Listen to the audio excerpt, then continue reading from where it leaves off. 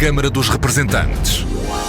Debates, entrevistas e reportagens com os portugueses no mundo. Câmara dos Representantes, com Paula Machado.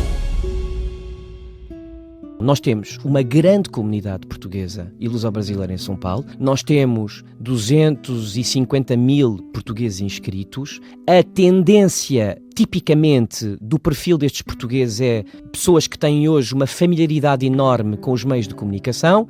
Temos um consulado muito interativo com os seus utentes, de uma forma geral, e isso levou-nos a fazer um relançamento da página de Facebook do Consulado-Geral, que já existia, de uma forma mais interativa, e o resultado de um trabalho de uma consultora de estratégia online que nós contratámos, e a partir desse momento chegámos à conclusão de que a tendência era levar essa interatividade também diretamente às palmas das pessoas com os seus telefones, porque essa também é a tendência hoje. E esta aplicação para smartphone, o que ela permite é dar maior mobilidade ao próprio acesso aos serviços do consulado. Smartphone, o primeiro na rede diplomática portuguesa no mundo, já é uma realidade em São Paulo.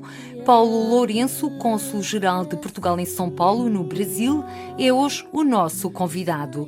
Olá, bem-vindos ao Câmara dos Representantes. Com mais de 250 mil portugueses inscritos e 75 mil recenseados, a área de jurisdição do Consulado-Geral de Portugal em São Paulo é o maior colégio eleitoral português fora do território nacional, o equivalente a 42% dos 180 mil eleitores do círculo fora da Europa. Isto numa altura em que ainda não foram escrutinados o voto dos portugueses residentes e recenseados no estrangeiro para as legislativas de 4 de outubro. Ali, em São Paulo, vivem 100.855 portugueses, de acordo com dados do Sistema Nacional de Cadastro e Registro Estrangeiro Brasileiro. E é com esta comunidade em pano de fundo, dispersa por uma área geográfica equivalente à da Península Ibérica, que tem levado o cônsul Paulo Lourenço a apostar na inovação e nas novas tecnologias. Bem servir é o lema de iniciativas já concretizadas e em curso que vamos conhecer. Mas, para já, Paulo Lourenço, cônsul-geral de Portugal em São Paulo, apresenta-nos esta comunidade portuguesa. Muito obrigado por me convidar, é um prazer estar aqui, uma saudação especial aos ouvintes. Eu diria que o Consulado-Geral de Portugal em São Paulo é, de facto, uma máquina administrativa portuguesa no exterior que tem, de alguma forma, sido uma espécie de laboratório de gestão pública. E isso não tem que ver apenas com o meu mandato, tem que ver também com aquilo que foi feito pelos meus antecessores. E nós temos um modelo hoje no Consulado que, de facto, nos permite ir fazendo, primeiro como pilotos e depois com um nível de sistematização maior, permitindo ir fazendo inovações que testamos e depois conseguimos implementar. E isso tem permitido ao Consulado dar conta de uma cada vez mais numerosa e exigente comunidade, não só portuguesa, mas é preciso também que atentemos nisso, uma comunidade luso-brasileira que também está a mudar. Tradicionalmente nós tínhamos uma comunidade baseada naquelas vagas migratórias de meados do século XX, uma comunidade mais sentimental, com uma relação patriótica e muito afetiva em relação a Portugal, e essa comunidade foi sendo sucessivamente renovada através de vagas de expatriados profissionais cada vez mais qualificados, que são hoje tipicamente os portugueses de última geração que surgem em São Paulo. Depois há uma comunidade luso-brasileira, que é uma comunidade que está a aumentar a ritmo veloz e que é uma comunidade que tem sido muito enriquecida pelo número de novos portugueses que nós, passa a expressão, fazemos em São Paulo, não só em São Paulo, também noutros postos consulares do Brasil, mas que fazemos rapidamente em São Paulo, através do modelo que eu há pouco descrevia e que dispomos de processamento de passaportes, cartões de cidadão. Só para ter uma ideia, em média, o Consulado-Geral de Portugal em São Paulo está a ungir 650 novos portugueses por mês. Nos últimos 5 anos foram 40 mil novos portugueses. Quem são estas pessoas? São brasileiros, classe média, classe alta, que têm um pai ou uma mãe portuguesa, que têm uma origem familiar portuguesa e que são um pouco o resultado, não tanto da crise ou da desaceleração do Brasil, como agora as pessoas de alguma forma conseguem identificar, mas sim com o resultado da enorme afluência criada pelo Brasil nos últimos anos e, portanto, uma nova classe que quer viajar e que vê em Portugal um destino natural, um destino até familiar e cultural na Europa. E por isso nós estamos hoje, quando falamos daquilo que é comunidade de portugueses ou comunidade portuguesa, nós temos que fazer algumas distinções para entendermos de que é que estamos a falar. Agora, há uma coisa sobre a qual eu não tenho dúvida. Esta comunidade portuguesa, luso-brasileira, na minha opinião, vai ser incontornável na relação entre os dois países nos próximos anos. E, nomeadamente, também no reforço da lusofonia. Sem dúvida nenhuma. São Paulo é a maior cidade de língua portuguesa do mundo. Nós temos no consulado 250 mil portugueses registados. É um número conservador, porque a inscrição consular não é obrigatória e porque ninguém sabe responder à pergunta quantos portugueses é que há em São Paulo, ou no Brasil, e no mundo tão pouco. E, de facto, 250 mil é certamente um número conservador relativamente à estimativa real e mais aproximada de portugueses. Em particular, através destas novas levas de portugueses que entram via novo passaporte ou nova nacionalidade. E, portanto, nós estamos a falar de um vértice fundamental do espaço lusófono, que é São Paulo em si mesmo, não só o Brasil, mas São Paulo em si mesmo, com características próprias, porque sejamos claros, São Paulo tem uma identidade própria, sempre teve historicamente, aliás, uma identidade própria no contexto desse grande país que é o Brasil. A verdade é que o Sr. Cônsul Paulo Lourenço, o Cônsul-Geral de Portugal em São Paulo, falou nos cerca de 250 mil portugueses inscritos no consulado, um número que fica muito aquém da própria comunidade, mas que é visivelmente superior ao número de recenseados. É um número superior ao de recenseados, mas nós continuamos a ter, de acordo com as últimas estatísticas, o maior colégio eleitoral português fora do país, cerca de 1/4, até mais do que 1/4 de todos os portugueses eleitores, e isso não deixa de ser relevante e tem sido uma forte aposta do Consulado-Geral, que tem de alguma forma feito um esforço grande no próprio trabalho e nas rotinas do consulado e do atendimento aos nossos utentes, fazer este encorajamento ativo ao recenseamento das pessoas.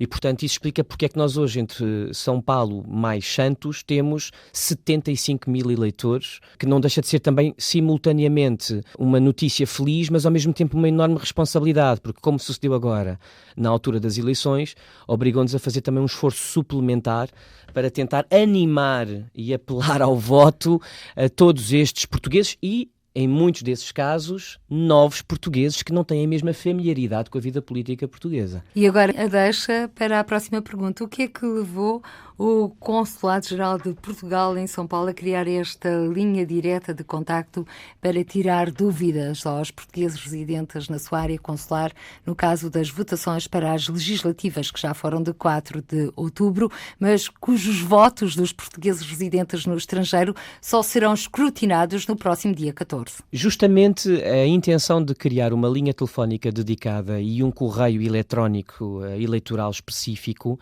tem que ver justamente com o que eu referi há pouco como sendo o enorme sentido de responsabilidade do consulado, que fomentou ativamente o recenseamento entre a comunidade portuguesa e luso-brasileira e que, obviamente, entende que resulta da própria coerência e da sua responsabilidade enquanto serviço público, num tempo de preparação para as eleições, fomentar também e apelar também ativamente junto a essa comunidade ao exercício desse direito de voto.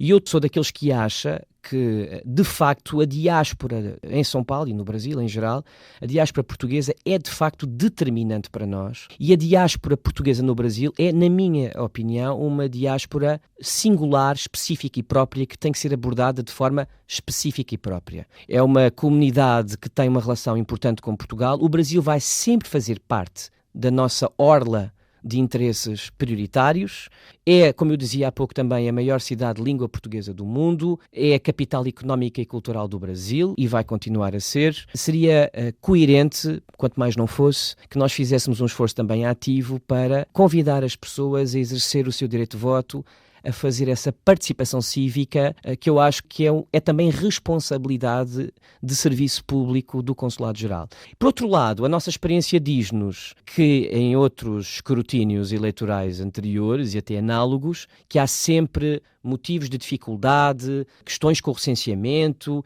equívocos administrativos. Portanto, entendemos que este era o momento para lhe dedicar uma linha, o que fizemos mais ou menos um mês antes da votação, e acabou por se revelar, de facto, uma medida até mais acertada, foi surpreendentemente procurada. Os números são impressionantes de procura dessa linha telefónica, até porque este ano houve um conjunto de circunstâncias que obrigaram também o Consulado a dar resposta a dúvidas emergentes das pessoas. E, portanto, devo dizer que foi uma daquelas decisões muito oportunas e felizes. E eu vejo que as pessoas, eu tenho a certeza que muitas pessoas votaram por causa dessa linha. E quais foram as dúvidas que foram mais colocadas? Desde as mais simples, sobre estou ou não estou recenseado, quer dizer, aquela coisa simples de ir ao website do recenseamento no MAI, nem toda a gente faz isso, até porque é que o meu boletim de voto não chegou, e isto tem diretamente a ver com a questão da greve dos Correios no Brasil, também podemos falar disso separadamente, até não estou a entender esta instrução que está aqui no boletim, sobre exatamente como é que devo fazer, qual é o envelope em que devo colocar, coisas tão simples como estas. E, por outro lado, também pessoas a dar conta de que, ao contrário do que esperavam, não estavam recenseadas como supunham, que é um problema que nós temos praticamente sempre em todos os processos eleitorais. Uma miríade, um leque enorme de situações individuais a que nós procuramos sempre dar resposta, e julgo que conseguimos sempre dar resposta, porque até a certa altura tive que colocar 2 pessoas, tive que reafetar pessoas dentro do consulado para dar resposta e dar vazão ao caudal de perguntas via internet e via telefone. Ainda não sabemos quantos votos nos vão chegar de São Paulo, ainda não foram escrutinados, mas o Sr. Cônsul Paulo Lourenço acredita que esta greve dos Correios no Brasil possa ter afetado o reenvio dos boletins de voto? É uma pergunta cuja resposta não é óbvia. O que lhe posso dizer sobre esse assunto é a nossa colaboração com os Correios desde o princípio da greve foi absolutamente exemplar, e o tipo de cooperação, boa vontade, desejo de agilizar da parte da administração dos Correios do Brasil foi, desde o primeiro encontro e diligência que o embaixador fez até aos contactos que os cônsules gerais fizeram, foi absolutamente irrepreensível. E eu recebi garantias, nomeadamente na área de jurisdição de São Paulo, que todo o correio eleitoral português, que nós entretanto também conseguimos identificar através dos registros e que mandámos para os Correios, chegou todo em tempo útil a São Paulo. Agora, nós nunca saberemos qual foi o real impacto da greve na recepção tempestiva dos boletins de voto, a não ser com base nas pessoas que, estando validamente recenseadas, não receberam. Mas aí até podem ter sido os Correios no Brasil, pode haver outras causas também. Mas eu estou confiante que os Correios fizeram tudo o que estava ao seu alcance para fazer chegar esses votos em tempo útil. Eu, por exemplo, que estou recenseado em São Paulo, recebi o meu na quarta-feira e votei na quarta-feira. E acrescentou Portugal no envelope de retorno para o país. Sabe que nós também, em relação a isso, também da parte dos Correios, também nessa matéria os Correios foram exemplares, porque eles próprios me deram garantias, a mim, não só, o embaixador também, deram garantias de que isso não seria um problema. De resto, todo o correio eleitoral português entra por Curitiba, que é o centro de recepção, e depois sai todo pelo Jaguaré em São Paulo. O correio internacional,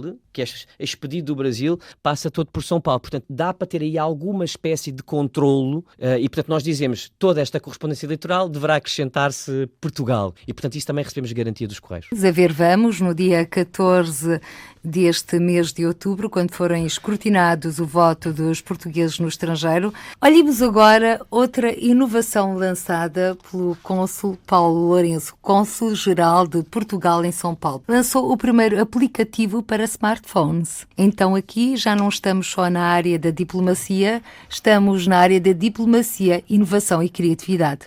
Se é que assim se pode dizer. Olha, a intenção de criar um smartphone foi, ao contrário do que poderia supor-se, longamente pensada e amadurecida, e não foi o resultado de uma veleidade ou de uma vaidade súbita do cônsul de fazer só por fazer. Permita-me que diga que é o primeiro, este smartphone, lançado pelo Consulado-Geral de Portugal em São Paulo, o primeiro na rede diplomática portuguesa no mundo. Muito obrigado. Eu estava a dizer, ao contrário do que se poderia pensar, esta aplicação, como se diz aqui em Portugal, no Brasil, é aplicativo que desenvolvemos para smartphone e Android do Consulado-Geral, não resulta tanto, como se poderia supor, de uma eventual vaidade do Cônsul-Geral de fazer só por fazer, mas sim de um processo longamente amadurecido e que resulta de uma constatação. Nós temos uma grande comunidade portuguesa e luso-brasileira em São Paulo, nós temos, como eu dizia há pouco, 250 mil portugueses inscritos. A tendência, tipicamente, do perfil destes portugueses é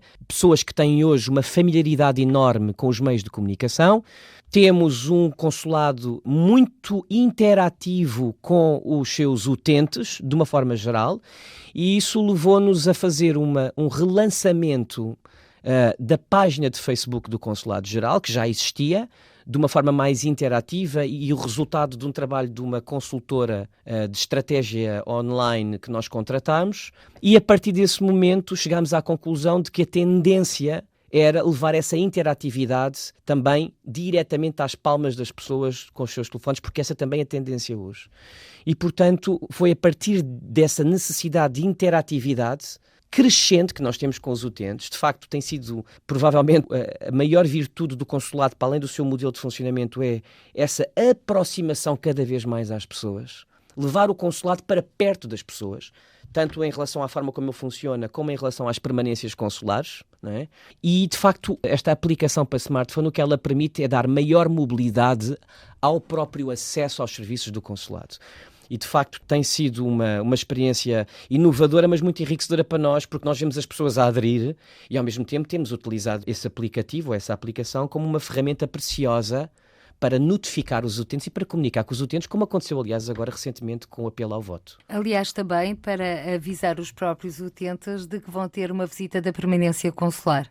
De tantos a tantos em diferentes cidades. Nós temos uma... Porque a vossa área consular, a sua área consular é imensa. É, maior que a Península Ibérica. É que muitas vezes é fácil. Nós estamos a falar do Consulado-Geral de Portugal em São Paulo, mas não se limita, portanto, à cidade. Não, são dois estados, na realidade. É o estado de São Paulo, que eu costumo dizer há vida fora da cidade de São Paulo, se há, e é também o estado de Mato Grosso do Sul. E, portanto, são dois estados bastante exigentes. É evidente que o estado de São Paulo é o que nos acaba por mobilizar mais, mas de facto as permanências consulares, independentemente das questões de quem as inventou, eu acho que as permanências consulares são hoje um instrumento fundamental e incontornável ao trabalho dos consulados. Vieram para ficar.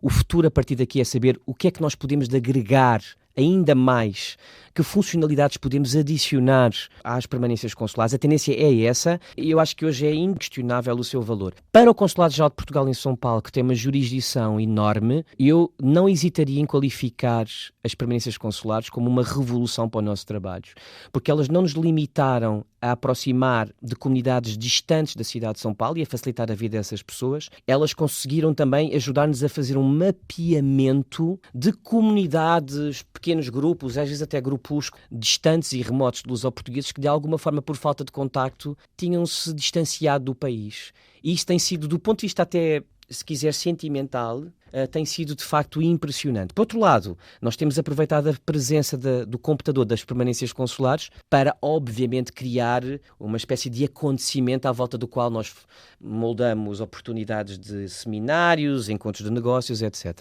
As próximas permanências consulares já estão, vão acontecer em Mato Grosso. Aliás, podem ser consultadas no site do Consulado-Geral de Portugal em São Paulo. É assim, está lá a informação disponível.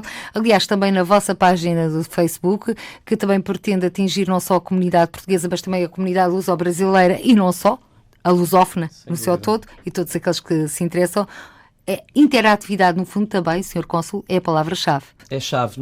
Eu entendi, por isso é que eu há pouco falava de que este processo de inovação na área da comunicação do consulado resultou de um processo de amadurecimento. Primeiro, era preciso entender a comunidade, depois de entender a comunidade, ver se a nossa máquina administrativa estava adequada à leitura que fazíamos das exigências que derivavam dessa comunidade e, a partir dessa verificação, dizer como é que nós podíamos comunicar melhor com essa comunidade. E, portanto, esse foi o grande objetivo. A nossa página de Facebook, que hoje já vai a caminho dos 13 mil seguidores, ela é, para além disso tudo que estava a dizer, ela é também uma página de RP de Portugal. Ela quer também e visa diretamente um público brasileiro para numa dimensão de percepção de Portugal. E, portanto, a linha editorial que nós seguimos no Facebook é pensada segundo uma estratégia de percepção, que é um pouco também para combater alguns estereótipos ainda estranhamente resistentes no Brasil sobre os portugueses e sobre Portugal. E a propósito de portugueses de Portugal, o Consulado-Geral de Portugal em São Paulo também está de parabéns.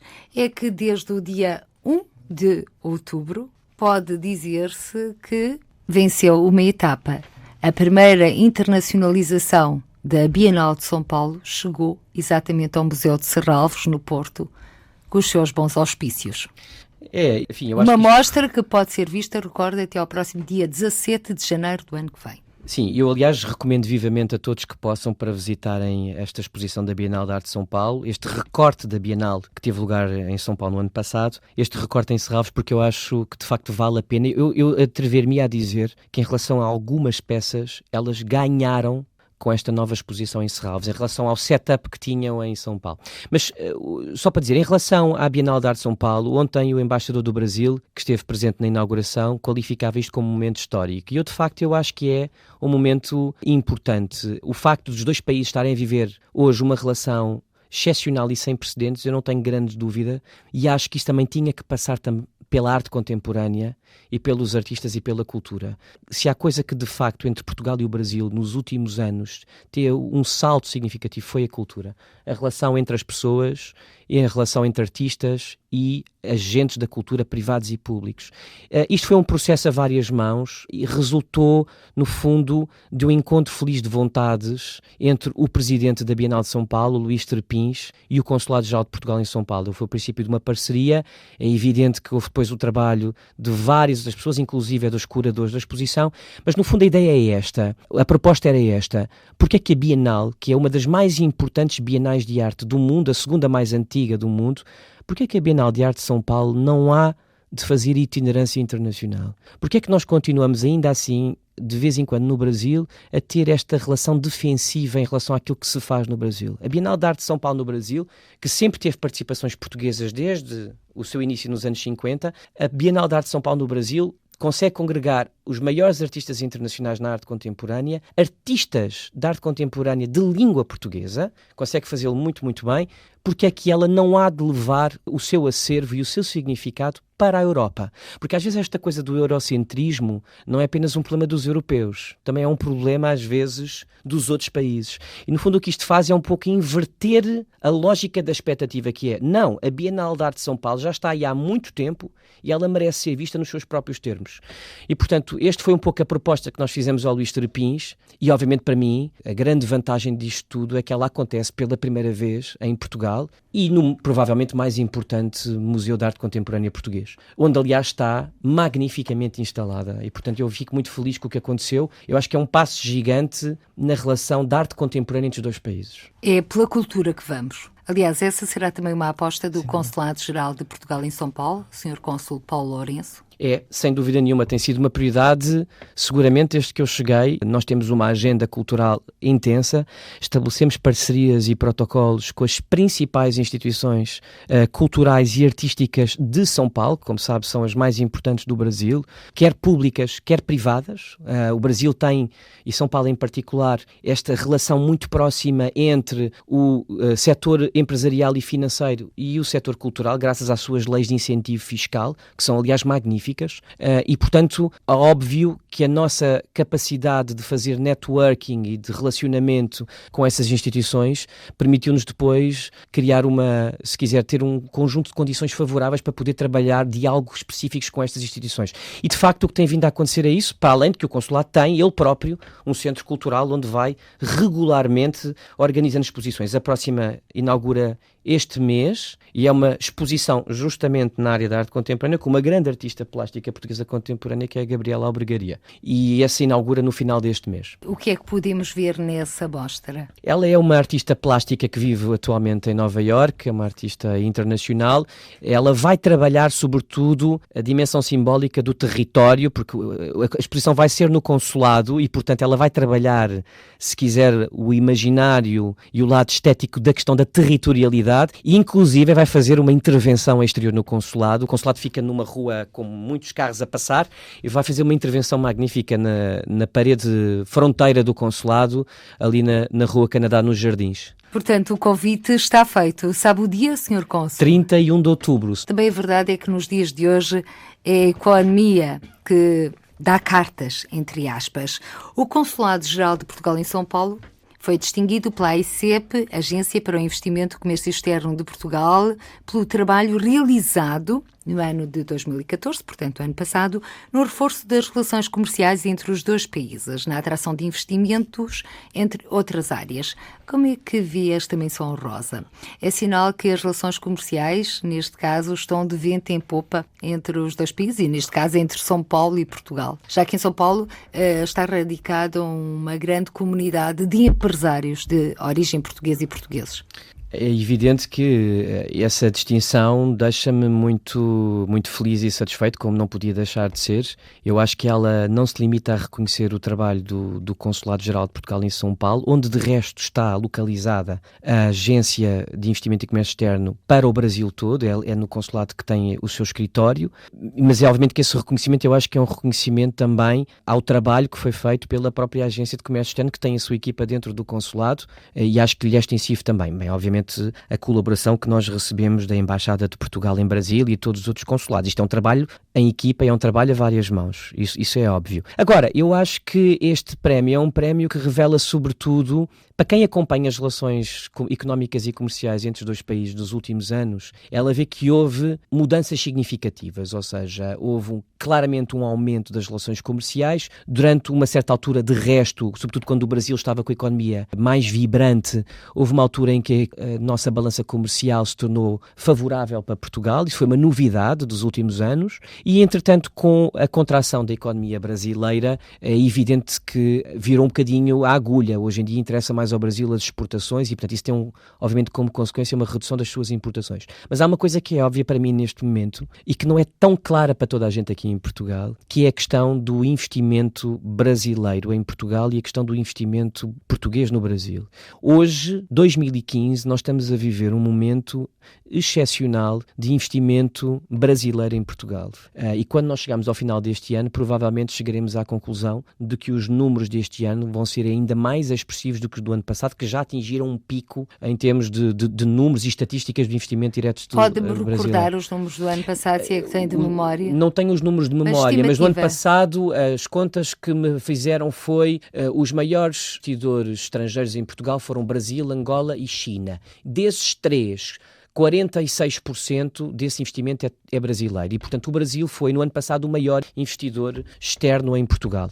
Este ano, e já nem falo da questão do investimento na aquisição da TAP ou do investimento na Brisa, que são investimentos significativos, nós veremos que os números do investimento brasileiro em Portugal serão significativos, nomeadamente porque há hoje uma tendência que eu devo dizer, pessoalmente, para mim é muito fácil de verificar todos os dias, que é esta enorme curiosidade brasileira por Portugal, o turismo que não para de aumentar, o turismo brasileiro, e esta coisa brasileira de comprar casa em Portugal depois de visitar o país. E isto é uma tendência crescente, não só por conta do visto Gold, mas também por conta simplesmente do desejo de ter um pouso na Europa, num país que lhe é confortável.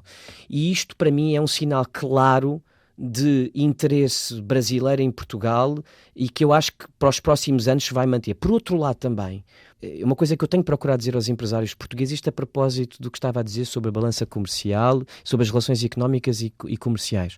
Uma coisa que eu tenho procurado dizer às empresas portuguesas sobre o Brasil neste momento é: não se deixem impressionar particularmente pela contração económica do Brasil. Eu acho que é preciso abordar o mercado brasileiro com o mesmo cuidado com que se abordava no passado. As dificuldades do mercado brasileiro e a sua exigência sempre foram grandes. E, portanto, isto visto a partir de São Paulo, que é o meu posto de observação, o que a realidade me diz é que os pilares da economia brasileira não estão em causa, que os empresários portugueses, obviamente com realismo e pé bem assente no chão, mas no fundo com a mesma consciência sobre as dificuldades e complexidade do acesso ao mercado brasileiro que tinham antes, procurem os ativos de grande valor que, entretanto, baixaram de preço e que, entretanto, também estão mais baratos por conta da apreciação do euro em relação ao real. E, portanto, eu acho que há hoje oportunidades reais para as empresas portuguesas investirem no Brasil. E por isso vivemos, na minha opinião, um momento que eu acho que é um momento de exceção nas relações entre os dois países. Nesse sentido, olhando São Paulo, no seu entender, quais são as áreas mais apetecíveis para os empresários portugueses? Olha, essa análise de que é que interessa aos empresários portugueses, ela varia muito, não é? Nós sempre tivemos no mercado brasileiro e sempre tivemos em São Paulo. Nós nunca deixámos de ter empresas a desembarcar em São Paulo à procura de oportunidades. Hoje em dia, cada vez mais a tónica é empresas que trazem valor acrescentado para o mercado brasileiro. E, portanto, tecnologias de informação e comunicação, a área da energia é uma área em que nós somos fortes, os serviços em geral, mais do que tradicionalmente era as exportações. Nós continuamos a exportar muito para o Brasil, nomeadamente azeite, o mercado da vinho. saudade. Sim, cada vez mais a lógica é não só o mercado da saudade, mas cada vez mais procurar nichos de mercado para além do mercado da saudade. É evidente que hoje exportar para o Brasil não está particularmente fácil, não é? Por causa das barreiras alfandegárias. Sim, não está particularmente fácil, mas eu acho que isso sempre foi assim. Mas as empresas portuguesas continuam a abordar o mercado com a mesma ambição e a mesma exigência. Eu acho é que hoje se diversificou muito o tipo de presença empresarial portuguesa em São Paulo. Há uma coisa que para mim é clara, porém, que é, cada vez mais os portugueses que abordam o mercado brasileiro, pelo menos em São Paulo, fazem-no sempre numa perspectiva de favorecer parcerias locais, a entrar dentro do mercado brasileiro com parceiros locais, que de resto eu acho que é de elementar prudência. Cônsul-Geral de Portugal em São Paulo, Paulo Lourenço, estamos a chegar ao fim desta nossa conversa neste Câmara dos Representantes da RDP Internacional. No seu entender, qual é o grande desafio que se coloca para o futuro, para o Consulado-Geral de Portugal em São Paulo, para a sua missão? A minha grande ambição no Consulado-Geral de Portugal em São Paulo, que tenho o privilégio de desfiar neste momento, porque de facto eu continuo a dizer, eu acho que é um modelo de consulado, não porque eu o dirija, mas porque o seu modelo de organização de facto já conseguiu provar que é o modelo de organização mais ágil. A nossa ambição é sempre a mesma, é oferecer um atendimento aos utentes, oferecer um serviço público de excelência, cada vez melhor, cada vez mais adaptado às necessidades dos nossos utentes, cada vez mais preparado para ir ao encontro das pessoas. E é óbvio que estando numa cidade como São Paulo, com a dimensão, com a oferta que tem, a nossa ambição, no fundo, desse ponto de vista, é ilimitada, porque nós podemos fazer sempre e cada vez mais coisas diferentes para melhorar essa relação com o público. Por outro lado, o Consulado de Portugal em São Paulo não se limita a ser um serviço consular, ele na prática também tem importantes responsabilidades de representação comercial e cultural naquele que é o Estado, o motor económico e cultural do Brasil, e portanto nós temos no fundo também um nível de responsabilidades muito elevadas que exige de nós, obviamente, também um trabalho cada vez maior. Aliás, hoje em dia, cada vez mais, a lógica é fazer mais com menos. Paulo Lourenço, Cônsul-Geral de Portugal em São Paulo, no Brasil, o convidado desta edição do Câmara dos Representantes. Por hoje ficamos por aqui, até ao próximo encontro. Seja feliz. Câmara dos Representantes. Debates, entrevistas e reportagens com os portugueses no mundo. Câmara dos Representantes, com Paula Machado.